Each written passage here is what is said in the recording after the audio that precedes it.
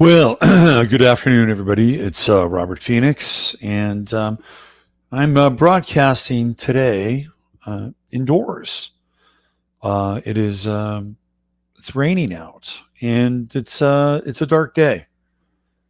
It is definitely a dark day on a lot of different levels, and I'm going to try to work through some of that darkness today. We're going to do some real time alchemy if that's possible. So I'm just going to wait for people to begin to populate the space and the chat and all that good stuff, and we'll see where we go. Let's see if we got anybody coming in. Oh, we got 32 people. That's a good start. 22. Guess who's part of today's show? Yeah, backed by popular demand. It is your man. There he is, the Astro Cat. Right here. Right here. He couldn't wait. So let's see. Who do we have? We got Judy. Hi, Judy. And Joan in FUP77. Christy Tesmer. What's going on, Christy? The Crimmies in the house. What's going on, Steve and Chris? I'm in the house today, too. Let's see. We got Nancy Dickerson and Maury and Christine. Anna. Hi, Anna. Nice to see you. Phoebe Kane. What's going on, Phoebe? Shanna Cross. Calling all my friends. The divinity of Ananda to do an intuitive consulting. All right. Welcome to the show. Ivan Langley. What's going on? Joe Mama. Jimmers 333. Present in account for Marie MacArthur. Nice to see you. John G. Good morning. My man Steve, what's going on? Thor at the door. Darren. Hey, Darren. Welcome. Just going to hang out here there's a lot going on. And I'm going to tell you, I gotta be the bearer of some, bad news and dark news. Like what's going on is not all good. And but of course, we have to look at it, we have to stare it down, and we have to give it a name, right? And by doing that, we can dispel, right? We can dispel our relationship with anxiety and dis-ease. So part of what I'm going to do here early on in the show is to do some of that, and then when I wind up and play this interview with Ole Dammegård, that'll take care of the rest. Okay, it's a great interview, and I think it's quite timely in a lot of the ways. Yeah, I feel like we've really entered into the dark night of the soul moment. And remember, the eclipse energy is still active, right? It's active for really a 2.5 week period, then going out to another 6 months, another 6 month cycle. So we'll see another version or the outcome of the eclipse that we had in June on the 20th. Have another link to this eclipse 6 months out. So that'll be in December. And of course, we have the lunar eclipse coming up on the 5th of July, which I think is going to be that eclipse on the 5th of July, I think, is going to be very intense. Very, very, very intense. Because I have a sense as to what they want to do with the 4th of July. Right? I mean, just look at the script. Everything that they've been doing is inverted. So if the 4th of July is about, independence and freedom and all those things that, look at Jasper, all those things that we theoretically value and celebrate at that time, what is really going to be going on during 4th? Just flip it, reverse it, upside down. There's your picture. And you can fill in the rest, okay? Fill in the rest. And I've even talked about how in this town they're going to do this stupid fucking reverse 4th of July. Are you kidding me? It's like, it's insane. It's totally insane. Darcy's in the house. Hey, Darcy, good to see you. Very good to see you. So let's cut to the chase. There's some very unusual. So look, They're not doing anything that we did not know they were going to do. It is happening, okay? It is happening. And we saw Mercury retrograde. What do we see happen? Oh, you're going to go back home. It's going to be the second wave. They're going to shut shit down, right? They're going to shut it all down. And this is exactly what they're doing. Exactly. So Texas now has closed all of its bars. I think you can't get a haircut now again. You know, Florida has done something very interesting that I'm going to talk about.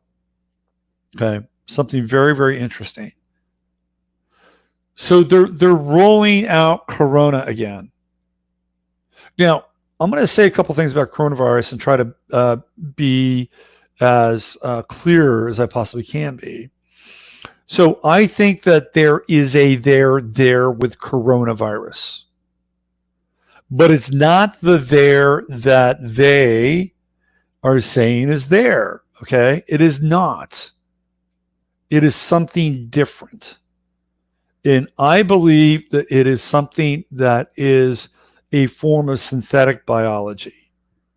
Now, recently, there's a guy by the name of Dr. Zach Bush who has done a series of interviews that has talked about cyanide and cyanide as being a component of Roundup, which is another factor in whatever people are experiencing. Now, I haven't gone down the full Zach Bush interview, but I've been able to pick up snippets of that. And that makes, a lot of sense, especially when you look at the roots of the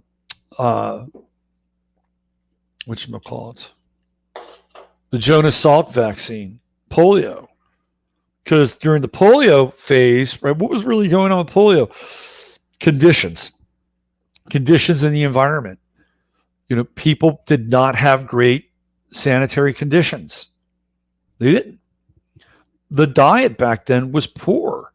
Those things were improving. They were improving. They were getting better.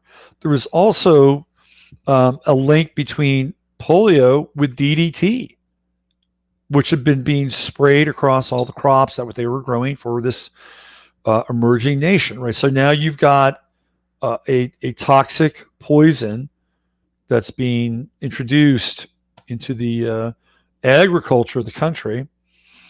You have conditions where people are not living in the most sanitary conditions, especially in the cities, by the way.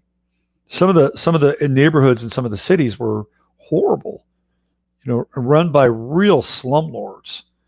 And then you had poor diet, and all those things converge to create a condition. And the condition really results in polio, right? And now there's this thing. So they create this so-called vaccine. And that's where everything takes off. Now we have other conditions and other variables now. We have 5G, which is a variable. And that's a clear variable. We have depleted immune systems. And our immune systems have been depleted from any number of things, from vaccinations to poor diet, to the foods that we eat that basically, rip holes in our intestines and give us leaky gut and all that other stuff. So a lot of people are already running around with compromised immune systems, big time. So then when we have something else that's introduced into the terrain, it becomes more difficult to process that. And again, my research has led me to this epiphany that most everybody has some form of Lyme disease, that Lyme is a bioweapon, and that I do believe Lyme can be spread via casual contacts, sexual encounters. It's not, the tick thing is obviously the place that it originated from. But quite often when they have these, like, there are people that have been diagnosed with Lyme and they've never been bitten by a tick. So how does that happen? Tell me how that happens. And there are literally hundreds of thousands, if not millions of cases of Lyme disease. And every one of those people have had, the mystery tick infected from, Lyme, Connecticut, where the Lyme disease from Plum Island, showed up in animals that had somehow contracted it, and the ticks bit them and passed it on to humans. It's another fairy tale. I'm not saying that didn't happen, but again, if you run the numbers, there's no correlation between the numbers of people who have Lyme disease and the number of people who have been bitten by a tick. Period. End of story. And Lyme, for a long time, they did not admit to Lyme disease actually existing. Traditional doctor, no, get away. It doesn't exist. Doesn't exist. They refuse to do blood panels. I mean, just putting the stop sign on everything. And we found out that's not true. And when they went in and they did the really deep blood panel work, and you could go outside of the insurance system and actually work with a doctor that would do that, lo and behold, this is what you had. And some very famous people have had to deal with Lyme disease. Daryl Hall being one of them. He talks about it. So we know that these things exist, and we know that they are in an ever-present system of denial around it. Just go back to the 80s, and the two I think are probably pretty linked, like chronic fatigue syndrome and Lyme disease. And again, there was a hue and cry that chronic fatigue syndrome was psychosomatic. It didn't really, it didn't exist. And there are people that were turned away by medical doctors because, they were not willing to work with them. There was no rhyme or reason as to why they had no energy. No, and it didn't fit into their allopathic playbook. So it was dismissive. And a lot of people that had chronic fatigue really struggled with their own families. And they'd say, oh, wow, you look normal to me. I understand this. Maybe it's all in your own head. Let's look at something like Morgellons, which is a very complex kind of network of a number of different things converging on the individual. And again, medical doctors denying that this thing, and Morgellons, by the way, was a term that was basically used by a woman by the name of Mary Leitao, Leitao, Mary Leitao. And it was the closest thing that she could find to what her and her son were experiencing. And this guy, Randy Wymore, who was a researcher, scientist at Oklahoma State University, was working with her. And that's when they were doing all the stuff in the weird threads coming out of the body and everything. But again, medical doctors were not going to go there. They're like, no, this thing does not exist. And in fact, you're really crazy. So why don't you just go take, a few chlorazepams or take some Ativan or whatever, just get the fuck out of here. It doesn't exist. And then, really well-known people started to show up, and they started to have very, very profound symptoms, like Joni Mitchell. And so again, there's this stage of formal denial that the medical industry has been involved in for a very long time. And that's really kind of the role that they're supposed to play. And some of them are playing it knowingly. Others are playing it because they've just been indoctrinated into it. I mean, now look at this latest kind of thing that we're going through.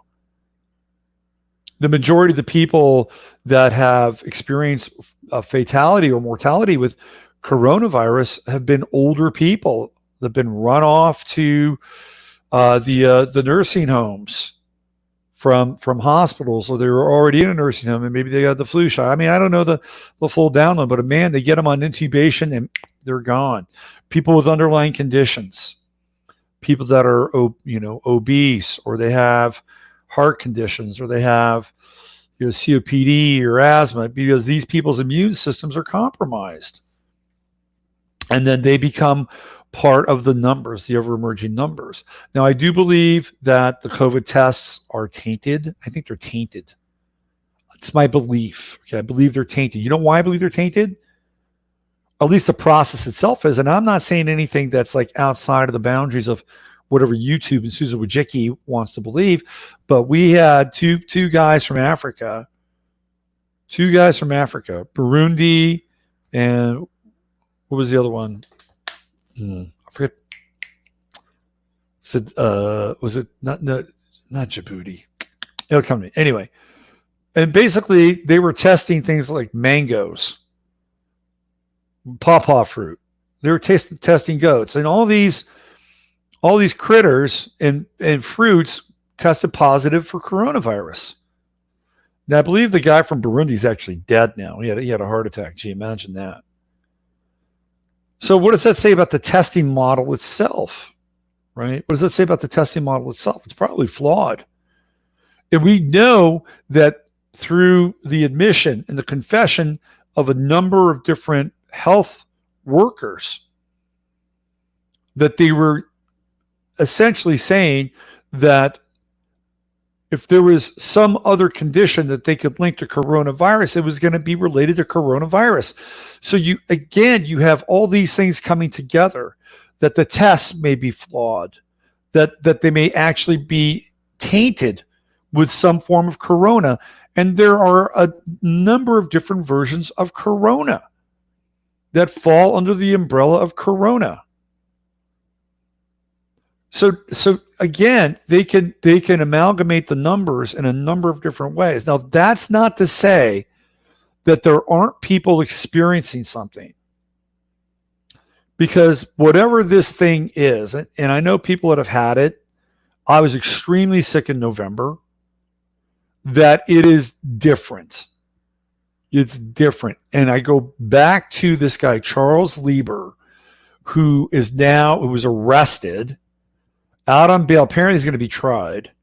And Charles Lieber was the guy that ran the virology department at Harvard. He's a big mucky muck.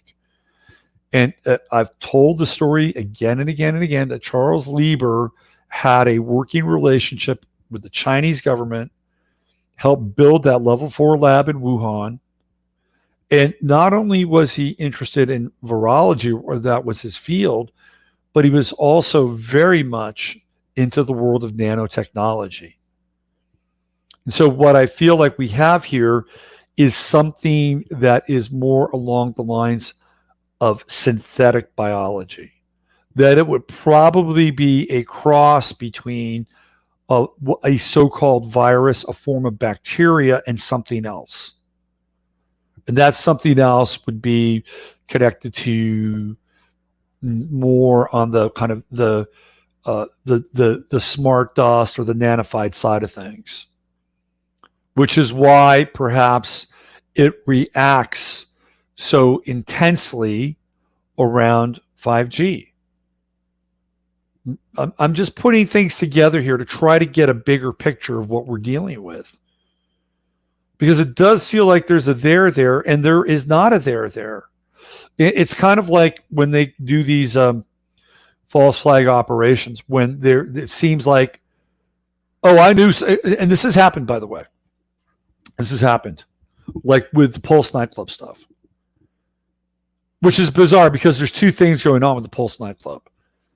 There's an event that's taking place, and there's another event that's taking place at the same time. And this is called Echoes and Shadows, which we've talked about before. And by the way, there's supposed to be another event that was going to take place in Santa Monica at the same time. And the guy who was supposed to do that event like flipped out. And he said no, and they arrested him. He turned himself in. And you could not talk to this dude. Like, he was supposed to like carry that thing anyway. So I know a person who said, oh, I knew somebody who died at that nightclub. Oh, that's interesting. Maybe they did. And maybe there was another event that was taking place that had nothing to do with what might have taken place at another kind of event, the Echo and the Shadow, which is very, very confusing. It's very confusing. because and you can see this in the Boston Marathon, because there are these two things going on at the Boston Marathon. There's this one area of the Boston Marathon which was set up for people that have, been running for too long, or, this kind of Red Cross emergency here. And then there was another one set up in another area, right? So there were two of them. This is what happens. So could the thing that we're experiencing now be along those lines? Like, is there a there? Yeah, I think there is. But it's not the there that they're talking about. And the amount of people that actually have this other thing, I think the numbers are far less. And it, by the way, it is not a death sentence either. It is not a death sentence, because they're clearly, like if you look at a guy like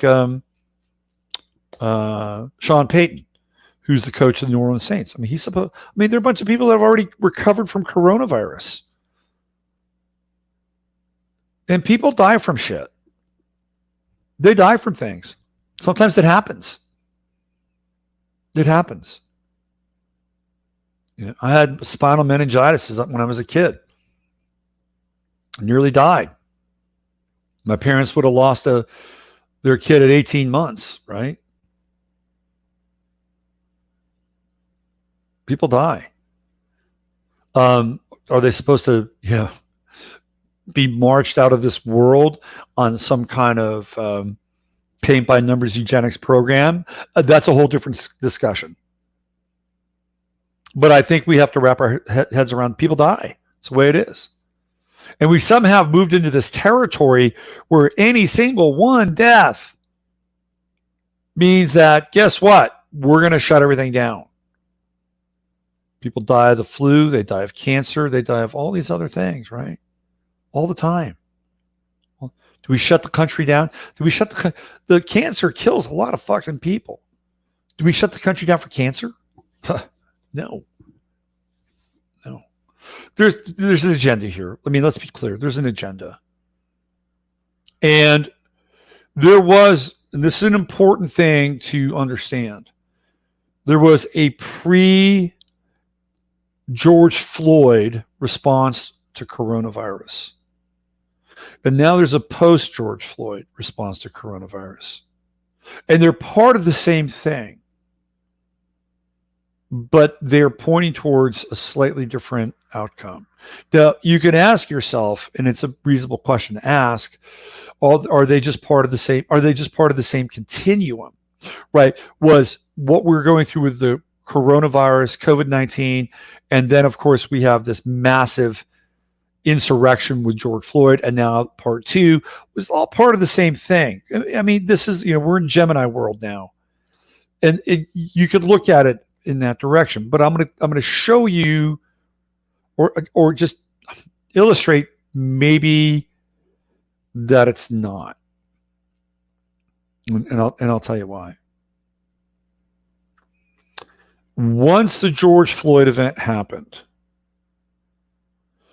we saw a massive, and I mean massive, shift in what was acceptable. Huge shift in what was acceptable. And I can go chapter and verse in this thing. Tearing down statues became acceptable. Just all of a sudden became acceptable. Police standing down, kneeling before protesters and violent perpetrators became acceptable. It's mind-boggling. All of a sudden, the things that we thought weren't acceptable now became acceptable. And then people started to actually change their script. I talked about Roger Goodell. For a long time, Roger Goodell was like, man, we got to protect our customer base. This kneeling stuff, it ain't going to happen. Not happening. Oh, he had a very different script after that, didn't he? Even here in the state of Texas, Greg Abbott, who was vigorously defending the rights of our gal up in Dallas-Fort Worth to open her salon and nail parlor and the stuff that she did, right? Vigorously defending her.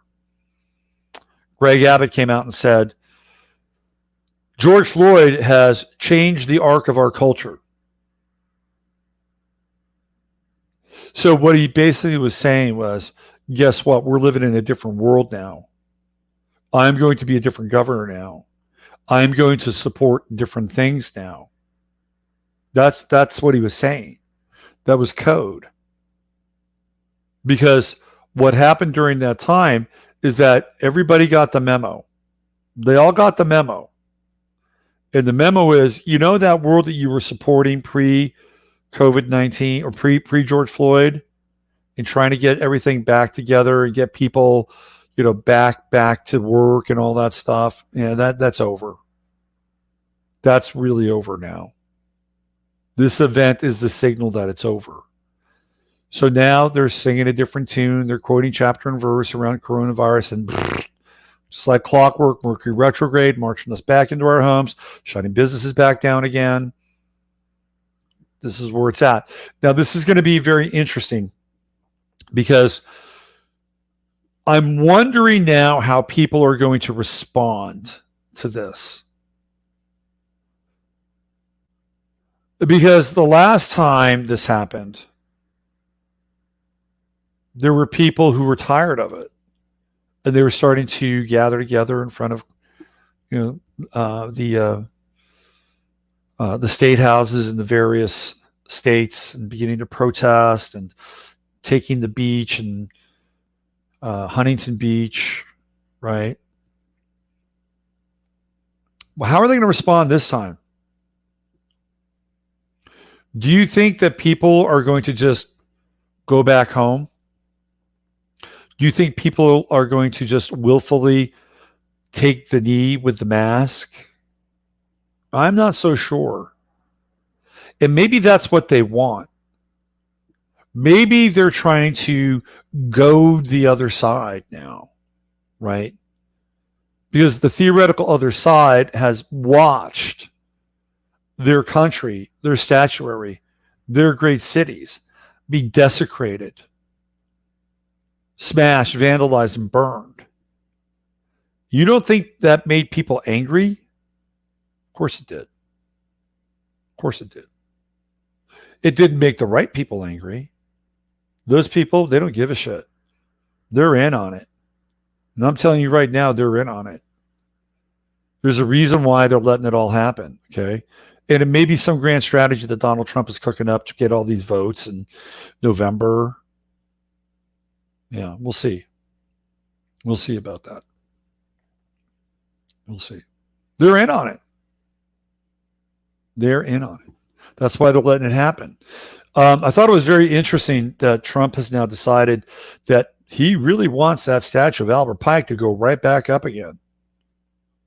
He's ordering, get the Pike statue back up. Of course, Pike was a Mason, big-time Mason. And Trump's spiritual mentor, his big first spiritual mentor in this lifetime, was Bishop Norman Vincent Peale, who actually married Donald and Ivana Trump. And Peale's a 33rd degree Mason. And I think it's pretty clear that Trump is in. I think he's in. He's in on the order. And that's a whole other discussion, right? It's a whole other discussion. But, he wants Pike back up. You know why he wants Pike back up. So they're in on it, okay? They're in on it. And now you're going to see the red state governors turn blue. That's what's going to happen. And people will not like it. They're not going to like it. So what are they going to do, right? They may not passively protest or non-violently protest. They may decide, look, if these people can go out, hit the streets and smash windows and burn businesses, like maybe it's our turn. Maybe it's time for us to send a message. And in a lot of ways, that's what they want. They want that to happen. They really want that to happen. So most clear thinking and logical people and good and kind-hearted people, spiritual people, religious people, God-fearing people, all the people that want to maintain a semblance of order and to evolve and to nurture their craft or their family or their experience or their lives, like they're all put in a double bind. They're put in a double bind because that's exactly what they want them to do. They're turning the pressure on. This is what's happening. Now we have these guys called the Boogaloos who are entering into this whole discussion. It's not just Black Lives Matter or Antifa. Now we got the Boogaloos. And the Boogaloos are, who knows about the Boogaloos, man? They tend to be, I think, ex-military, and are they sort of another version of Antifa under a different brand, a different name? Who knows? Now we got the Boogaloo factor. And that's all coming into it, right? So we're now at this very, very interesting stage and phase where new vectors have been reintroduced. I'm not sure how people are going to take it. I'm just not sure how people are going to take it. And maybe that's what they want. Maybe they want people to get so angry that they will move into action. And now we've already got another group that's already moved into action. Antifa lost their shit last night in Portland. They tried to they broke into a Bank of America, and then they tried to take a precinct for an autonomous zone. Now, what's really interesting is this is the 28th day. This is the 28th day of their occupation of Portland. And, these things cost money. They cost money to pay the first responders, the police department, overtime, the people to clean up the city. These things cost money. And they know this. This is right out of a page out of the Cloward Piven playbook. And Cloward Piven, of course, were the couple who were professors of sociology. I think they're out of Harvard, if I'm not mistaken. And they took the system and used the system against itself and broke the system. And part of Cloward Piven was creating strikes, riots, all that shit in New York City. They bankrupted New York City. That's what happened. Then back then you had the garbage men going on strikes. Of course, the garbage men belong to a union, and the unions are under the wing of the socialist communist workers of the world. So there was a go strike, we'll turn New York into a shithole. People have to live with shit, garbage, desecration everywhere, right? Meanwhile, they're gonna bankrupt the city, which they did. They did. So we're seeing Cloward Piven in effect now, because these cities have to deal with the onslaught of these let's just call it what they are. They're terrorists. They're terrorists. They're not protesters. They're terrorists. They're domestic terrorists. And to think that they're anything other than that is just ridiculous. It's mind-blowing. I'm going to give you a little story. I'm going to share a little story with you. It's an interesting story. And this woman is probably listening, by the way. I'm not going to reveal her identity. But she confided to me that her son is an Antifa foot soldier. However, he has much greater aspirations than that. He has much greater aspirations than being a foot soldier. And this is what she confided to me. She confided to me that he saw himself in a very kind of mythical mindset. And that he saw himself as an Aztec warrior. That's somebody who would literally cut the hearts out of people, right? That's how he saw himself. And he was translating that into his modern day role as a Antifa warrior. Okay, and he has been in training for this. Like, he trains and plays really hard paintball, and he does all these things because this is how he sees himself. And then she confided, and again, I'm just sharing this with you. And then she confided into me that he has even greater aspirations than just being somebody who is on the front lines and taking it to the man. His greater aspiration is to have his own group, his own organization, people that follow him. Right? He's on a trip. He's on a big trip. And he even shared with her that he fantasizes about killing people. But killing a certain type of person, really. And then he shared with her that he has conversations with police officers and stuff at the 7-Eleven or whatever, and really is quite friendly and open with them. But he's asking them questions. He's trying to learn from them. But really, he's confided in her that his job is to eliminate them, right? So this is a mindset that we're dealing with here.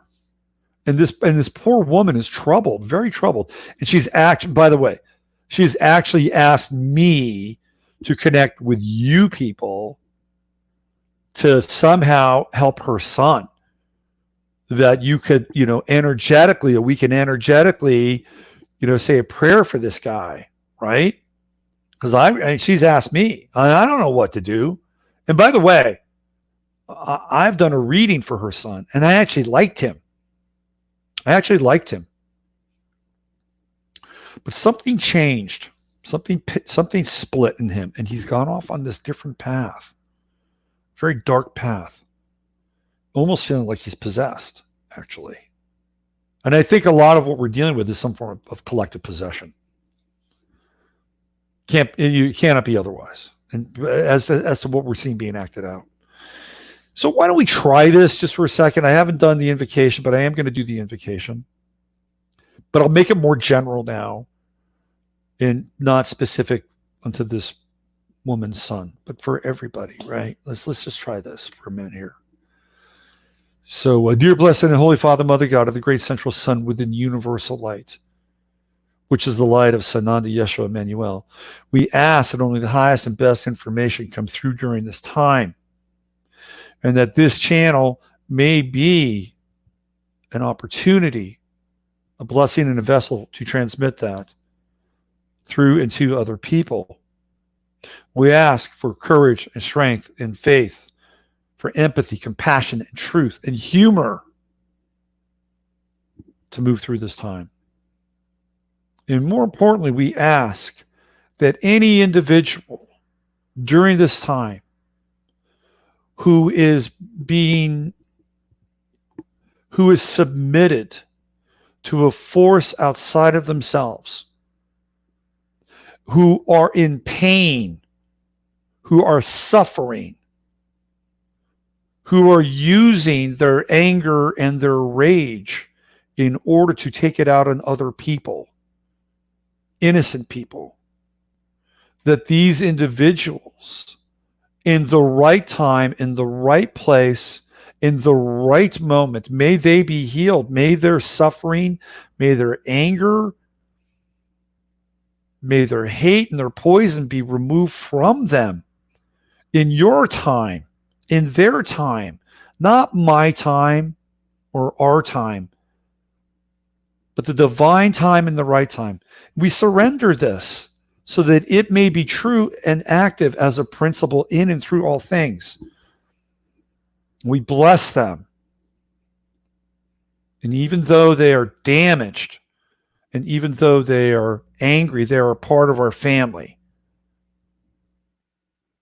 as he is a part of her family. So, and if we have any karmic residue, let it be clarified, purified, and cleansed and cleared away so that we can be sovereign people, every single one of us. That was kind of a hard prayer for me to do, right? I don't really, it's like, because to admit that they're part of our family is a really big thing. And Ole's going to talk about that in the interview. He's going to talk about that.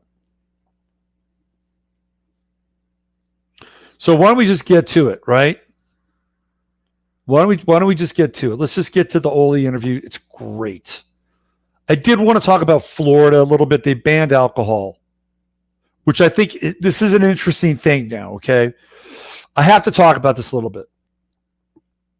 Florida has banned alcohol from bars. Texas has shut down bars. Is alcohol the cause of coronavirus? I don't think so. I don't think so. I think there's something else going on here. I think there's something very significant happening. And again, I'm not a hater, right? I'm not a hater. Like I know some Muslim people, and they're good people. They're good. They don't want to hurt anybody. They don't want to be part of a fatwa or anything like that, right? They're good people. They just want to be left alone, let them worship. They have these principles, live their life, whatever, right? That said, I think what we're witnessing now is we're witnessing the implementation of Sharia law, which I don't talk about very much. But when you ban alcohol in Florida, right, what is that doing? What is that doing? And when Greg Abbott says George Floyd has changed the arc of our culture, what is he really saying? What is he really saying? He's basically saying the culture that we're a part of is, boy, it is heading in a different direction. It's going to be a different culture. Well, what culture is it? What culture is it going to be?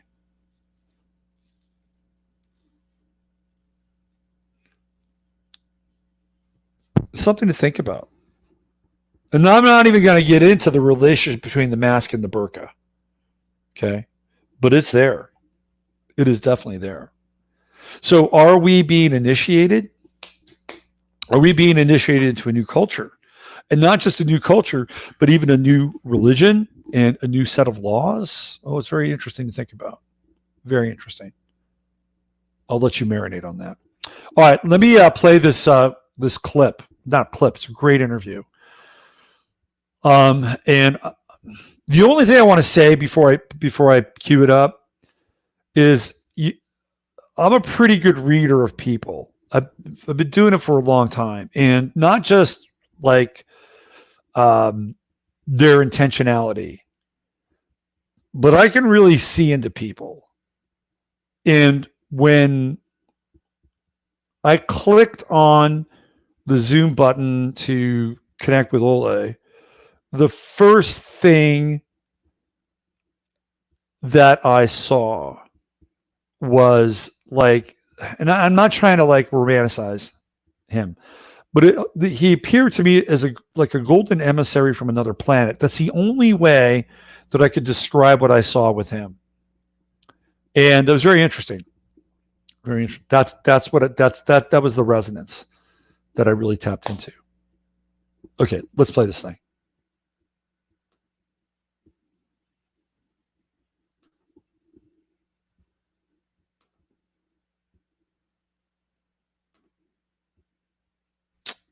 Mm-hmm. Hold on. Let me just I gotta cue it up.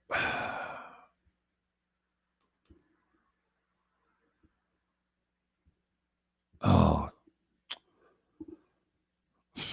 Okay. This is I had this one thing hijack my. Give me a second here. Okay, here we go.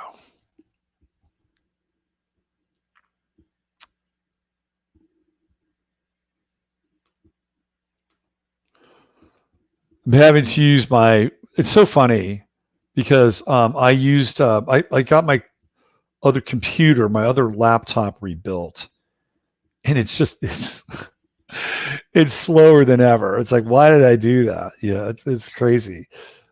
So, and I spent like close to $300. I got a new hard drive, new fan.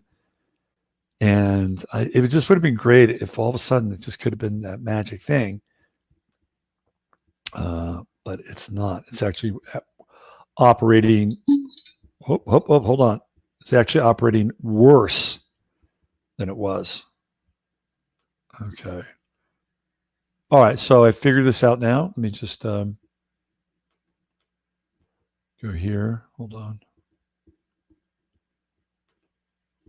So I can pop it up.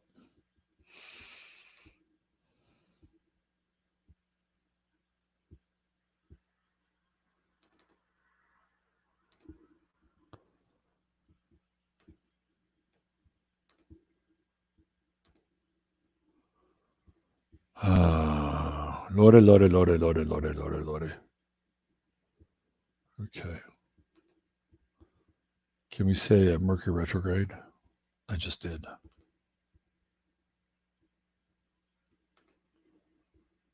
All right, hold on.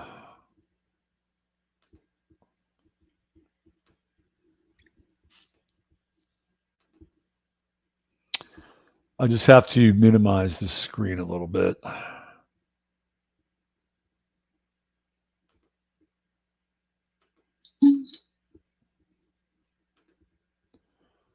See if I can make it smaller.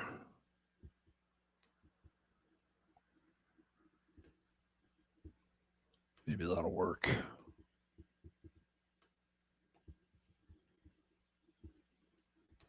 I'll try one more time.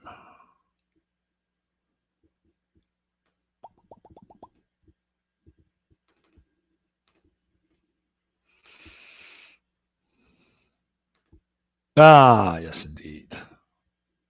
Okay. Got it. Got it.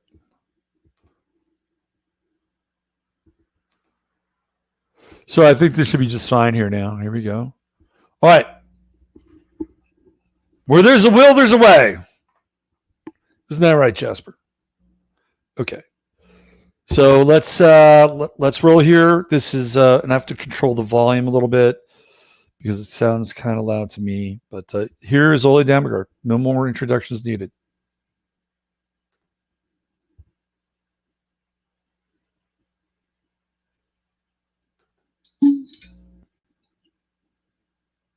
Okay, here we go. This is Phoenix. On the Friday FARcast, although it's not Friday, it's actually Wednesday.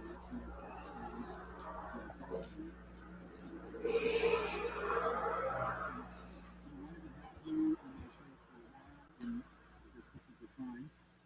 The cosmic forces have aligned things together. So welcome to the show. Appreciate it. Thank you so much. It's a really good meeting. So one of the things that I got keyed into you.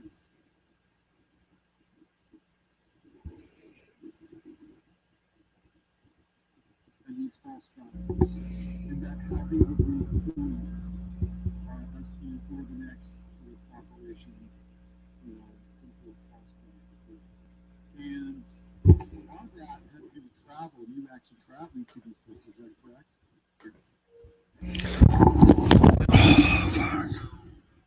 That part of you were kind of investigative. Okay, so apparently the audio is not snappy happy. Let me fix it. Hold on. Give me 1 second. Okay. 1 minute.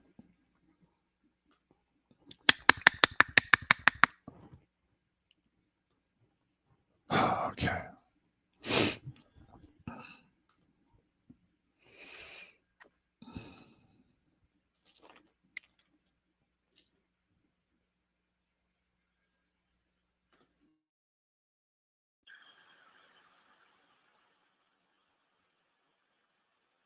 Testing 1, 2, 3. All right, I'm gonna play this thing. Again, let's try this again. I'm using a different mic source. So give me 1 second.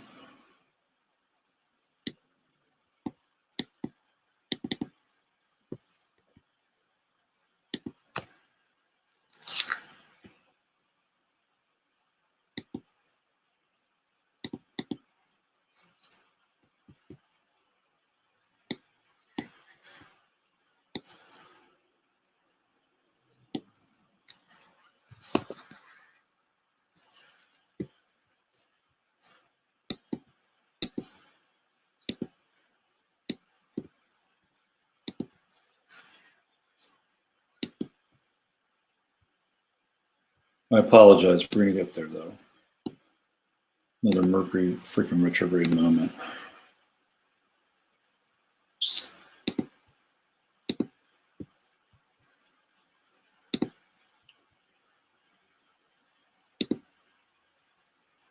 All right, let's try this.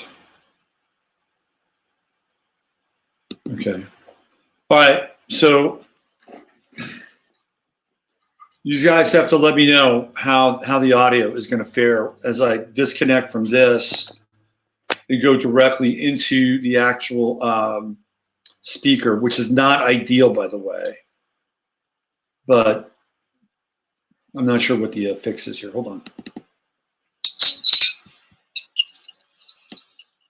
Okay, here we go. This is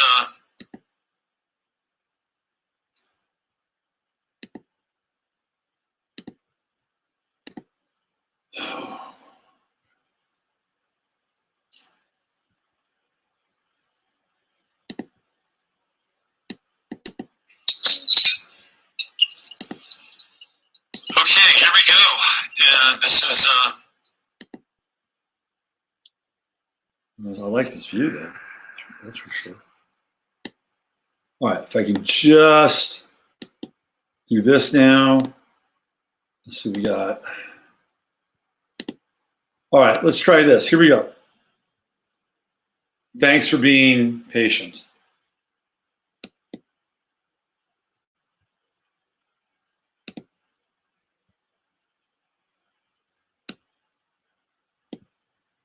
Robert Phoenix on the Friday FARcast, although it's not Friday, it's actually Wednesday for myself and my guest today, Mr. Ole Dammegård. And welcome, Ole. It's been wanting to have you on my show for a while, and I guess this is the time. The cosmic forces have aligned to bring us together. So welcome to the show. Appreciate it. Thank you so much. It's a real joy and honor. Yeah. So one of the things that where I really got keyed into you was when you were decoding a lot of these psychological operations and these false flags, and that how they would leave clues as to where the next sort of operation or quote-unquote false flag would be. And a lot of that had to do with travel, you actually traveling to these places. Is that correct? Yeah. And that's been shut down now for the most part. So that part of your kind of investigative journey has, for a period of time, been ended. Is that true? Yeah, it is indeed. Yeah. So are you still able to kind of uncover and uncoil things even though you don't have to go to these places? God, yeah, for sure. It's like, I've been doing this for almost 40 years now, and I've been to, when we talk about travel, I've been to more than 50 countries. I've toured in 15. And so it's, it's just like learning how to cook or becoming an expert on cancer or whatever, after a certain number of years, you get better and better at stuff. And so I've had many years of learning practices and also trying to understand what's actually going on, because that is what started my whole journey because of confusion. I was just so confused what is actually going on here, and nobody seemed to be interested in what it was actually happening. Everybody was buying into the official stories or whatever, if it was the JFK or other assassinations or whatever. So I just found myself trying to figure out what the hell is going on here, because there's something weird. There's something that doesn't match up at all. And that started me down this very, very long road. I had no idea that this would end up in the way my life has become now. But it's over the years, I've started to learn the language of how these dark forces communicate with each other, how they set up the operations, how the black ops are working, how the psychological warfare is done as well as part of these operations and so on. So it's just like learning a language with the grammar and the coloring and the humor of the language. It's the same here.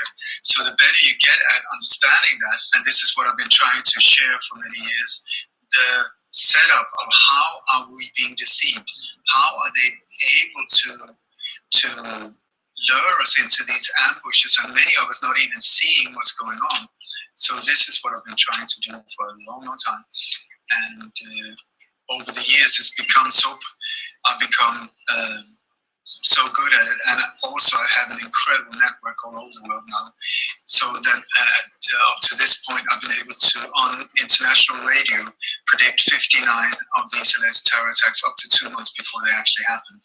So, and this is not because I'm super intelligent or got a crystal ball. It's just when you start understanding how they work, and also that they do this bizarre thing of leaving clues in the forensic evidence.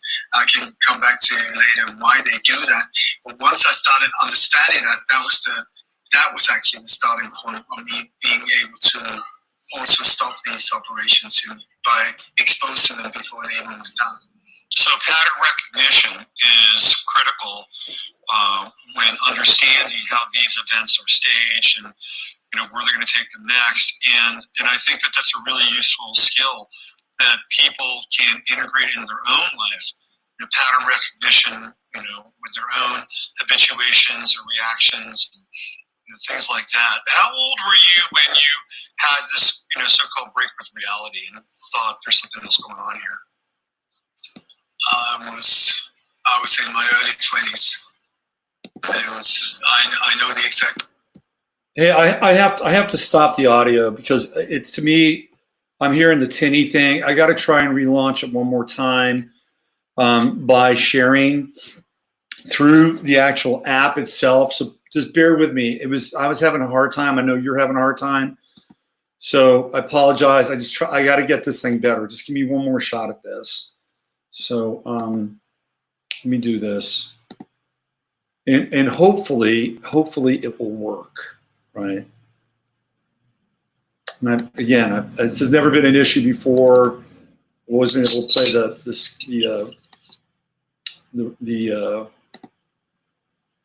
the files through Zoom, and I'm not using Zoom, so I'm using something different. Okay, here we go. This is. And my audio is a little hot on the mic. I can tell. I couldn't tell then, though. Okay, here we go. This is. All right, let's try this again. I'm gonna try to dial it in so that we have the correct audio. And if this doesn't work, then I'm gonna have to. I'm going to have to just go back the way it was. I apologize. So let me get into audio. Let's see. Internal built in. Let's see. Internal speakers. Default. Okay.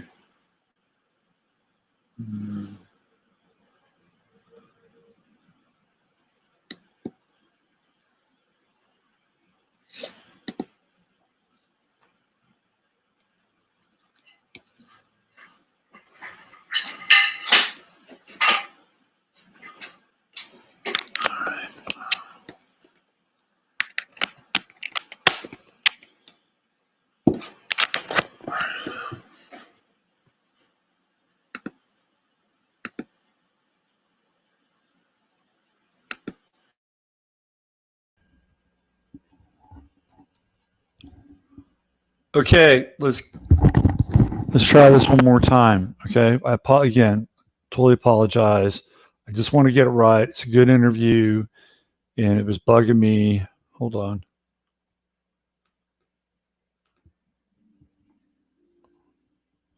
Okay. All right, so let's do this. Screen share one more time.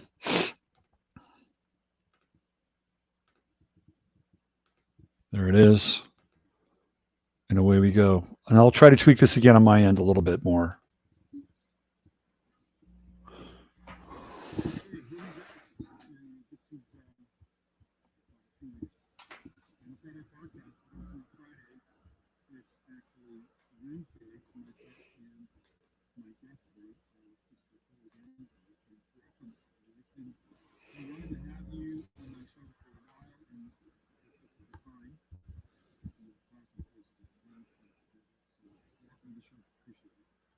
It's a really genuine. Yeah. So one of the things that where I really got keyed into you was when you were decoding a lot of these psychological operations and these false flags, and that how they would leave clues as to where the next sort of operation or unquote false flag would be. And a lot of that had to do with travel, and you actually traveling to these places. Is that correct? Yeah. And that's been shut down now for the most part. So that part of your kind of investigative journey has, for a period of time, been ended. Is that true? It is indeed. So are you still able to kind of uncover and uncoil things, even though you don't have to go to these places? Oh, yeah, for sure. It's like, you know. Okay, so I've done everything in my power to link this up through StreamYard. I'm going to go back to the way it was. You're going to have to sit through the tinny. It's just the way it is, okay? I promise to do better next time. You know, I'm working with a new technology, so you have to sit through the tinny. It's just the way it is. Do your best. Listen hard. Try to figure it out. I apologize. Just the way it is.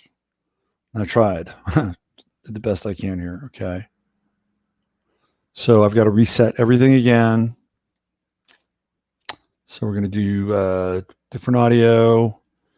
And we're going to go back to the, let's see, internal mic. And we're going to go back to the external speakers. And I'm going to play it live. And I apologize to Ole because it's going to sound kind of tinny, but that's the way it is right now. Okay, let's do this. One second.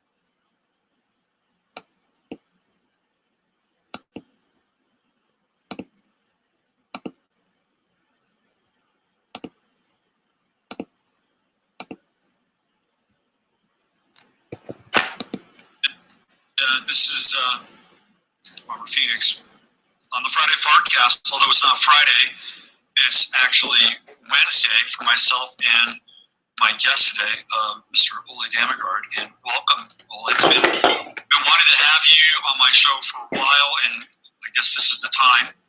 But the cosmic forces have aligned to bring us together. So welcome to the show. Appreciate it. Thank you so much. It's a real joy and honor. Yeah. So one of the things that where I really got keyed into you was when you were decoding a lot of these psychological operations and these false flags, and that how they would leave clues as to where the next sort of operation or quote-unquote false flag would be. And a lot of that had to do with travel, and you actually traveling to these places. Is that correct? Yeah. And that's been shut down now for the most part. So that part of your kind of investigative journey has, for a period of time, been ended. Is that true? Yeah. Yeah, it is indeed.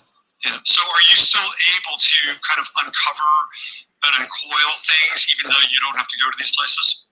God, yeah, for sure. It's like, I've been doing this for almost 40 years now, and I've been to, when we talk about travel, I've been to more than 50 countries. I've toured in 15, and so it's you know, it's just like learning how to cook or becoming an expert on cancer or whatever, you know, like after a certain number of years, you get better and better at stuff. And so I've had many years of learning practices and also trying to understand what's actually going on, because that is what started my whole journey. Because of confusion, I was so confused what is actually going on here, and nobody seemed to be interested in what was actually happening. Everybody was buying into the official stories or whatever, if it was the JFK or other assassinations or whatever. So I just found myself trying to figure out what the hell is going on here, because there's something weird. There's something that doesn't match up at all. And that started me down this very, very long road. I had no idea that this would end up in the way my life has become now. But it's over the years I've started to learn the language of how these dark forces communicate with each other, how they set up the operations, how the black ops are working, how the psychological warfare is done as well as part of these operations and so on. So it's just like learning a language with the grammar and the coloring and the humor of the language. It's the same here.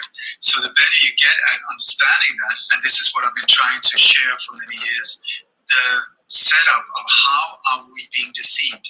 How are they able to lure us into these ambushes, and many of us not even seeing what's going on? So this is what I've been trying to do for a long, long time. And over the years, it's become I've become so good at it, and also I have an incredible network all over the world now. So that up to this point, I've been able to, on international radio, predict 59 of these alleged terror attacks up to 2 months before they actually happen.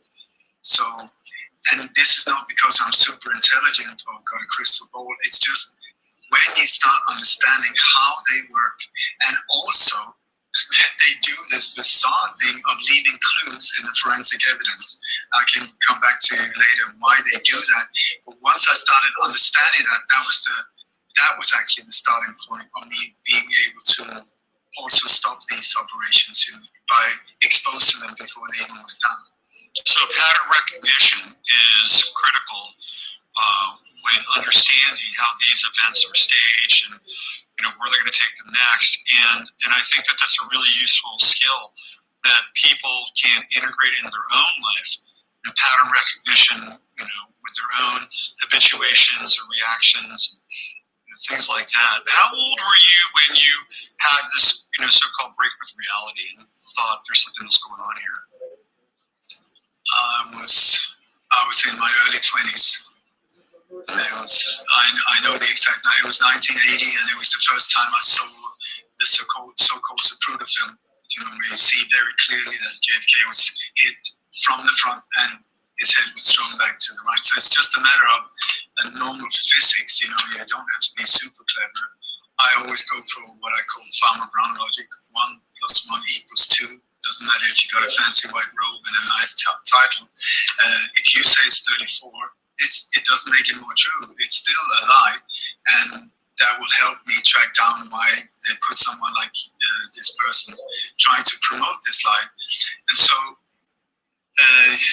what should be a mystery that could be solved in like 5 minutes, saying, well, the shooter very clearly was not behind him and up to the right in a Bill 6 in a high building up there.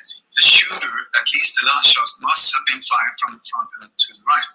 And I mean, any forensic detective can figure it out like this.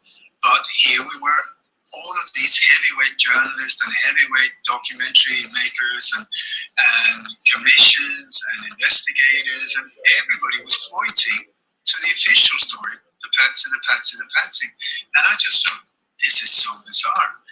And that it was also at that time I was working as a journalist, and I was sort of like, that really confused me, because these people were not doing what they were supposed to do. On the contrary. So okay, so the word is out. Sound is not good, and what I'm going to do is I'm going to end the show, because I don't want to give you shitty sound and have a really bad experience. Not fair to you not fair to Ole. So I'm going to end the show. And then what I'm going to do is I'm going to upload this interview to YouTube as a separate show, right? So there's going to be this show, and I apologize. We had an intro. We did what we needed to do. And I'm just going to upload the interview to YouTube. So I've never used StreamYard to be able to play a video on my computer, and then I've done it through the bookmark or from a third party different website. So this is new territory for me with this application. So I'm going to end the show because I don't want you to have a shitty experience, and I don't want him to have a shitty experience. And I want to thank you for being patient. And then what I'm going to do once the show is over is I'm going to upload that interview so you can come right back to this channel. Give yourself about 15 minutes so I can do everything and you can experience the interview and the sound will be better. Okay? All right. Thank you for being patient. We're going to work this thing out. I was able to get in at least an early part of the show and, share what I feel like is beginning to unfold and take place. All right. So I'll be back on Sunday night live with Sunday Night Astro Live. I got a lot of stuff I want to talk about, by the way, from an astrological perspective. And try to have a great weekend. And I mean that sincerely. Don't allow them to really dampen and darken your spirit. Be a light in very dark times. And that's what you'll hear in the interview as well. So again, I apologize. I'll see you on Sunday night. Thanks for your support. Come back to this channel in 15 minutes as I upload the interview. Thanks. Bye for now.